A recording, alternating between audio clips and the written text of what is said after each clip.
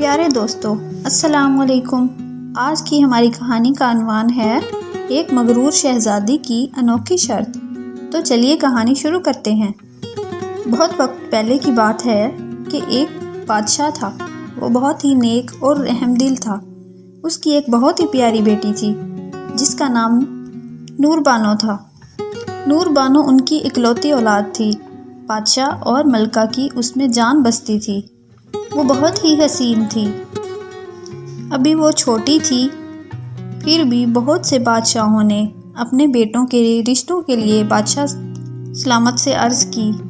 بہت سے ملکوں کے شہزادے شہزادی کی خوبصورتی پر فدا تھے اور وہ شہزادی کو اپنی ملکہ بنانا چاہتے تھے۔ ویسے تو شہزادی بادشاہ کی طرح بہت ہی نیک دل اور رحم دل تھی، لیکن اتنے سارے رشتوں کا آنا اور اپنی تعریفیں سننا شہزادی کو اچھا لگنے لگا اور وہ دن بدن مغرور ہوتی چلی گئی۔ بادشاہ اور ملکہ شہزادی کے رشتے کے لیے پریشان رہنے لگے۔ شہزادی ہر رشتے کو منع کر دیتی تھی۔ ایک دن ملکہ اور شہزادی باتیں کر رہے تھے کہ بادشاہ وہاں پر آیا۔ بادشاہ نے کہا کہ مجھے ایک شہزادے کا رشتہ بہت پسند آیا ہے۔ بادشاہ اور ملکہ مل کر شہزادی کو اس رشتے کے لیے راضی کرنے لگے، لیکن شہزادی نے بدستور منع کر دیا اور اس نے ایک عجیب سی شرط رکھی۔ شہزادی نے کہا، میں اس شخص سے شادی کروں گی جو مجھے دیکھ کر مجھ پر فدا نہ ہو اور مجھے نظر انداز کر سکے۔ بادشاہ اور ملکہ بہت پریشان ہوئے کہ یہ کیسی شرط ہے، لیکن انہوں نے مجبوراً شہزادی کی شرط کو مان لیا۔ بہت سے ریاست کے شہزادے محل میں آتے اور شہزادی کو دیکھتے ہی دل ہار جاتے۔ شہزادی ہر رشتے کو منع کرتی رہی۔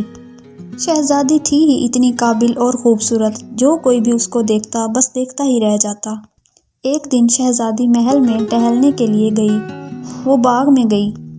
اس نے دیکھا کہ باغ میں کوئی نیا بندہ موجود ہے جو کہ اپنے کام میں مصروف تھا۔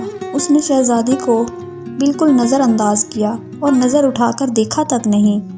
شہزادی نے پتہ کروایا کہ وہ کون ہے تو اسے معلوم ہوا کہ وہ مالی کا بیٹا ہے جو کہ بیماری کی وجہ سے چھٹی پر تھا۔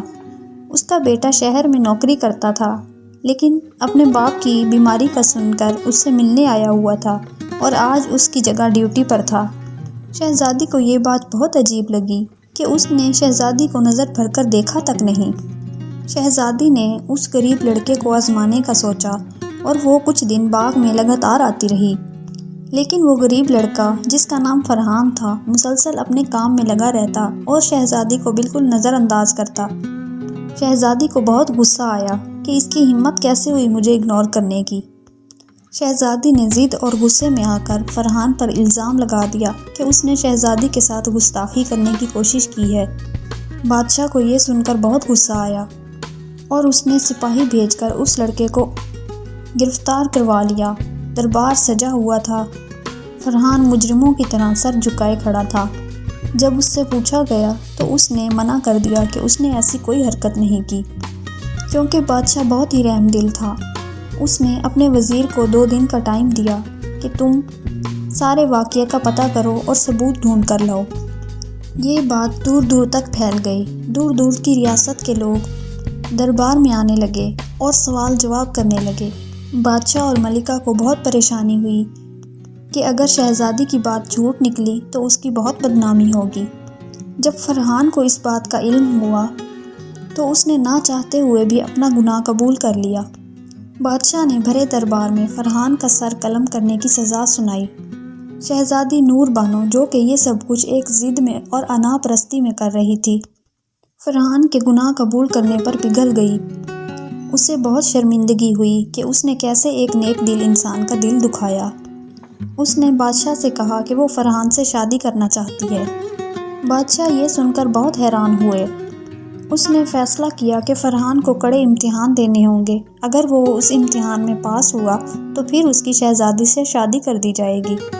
ملک کے تیز ترین تلوار بازوں کو بلایا گیا۔ فرحان کا ان سے مقابلہ کروایا گیا۔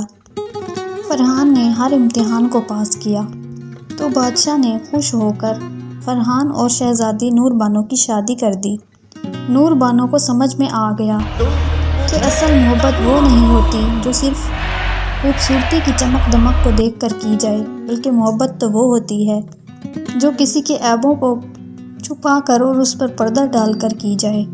فرحان نے شہزادی نور بانو کو عزت دے کر اس کا دل جیت لیا اور پھر وہ ہنسی خوشی رہنے لگے۔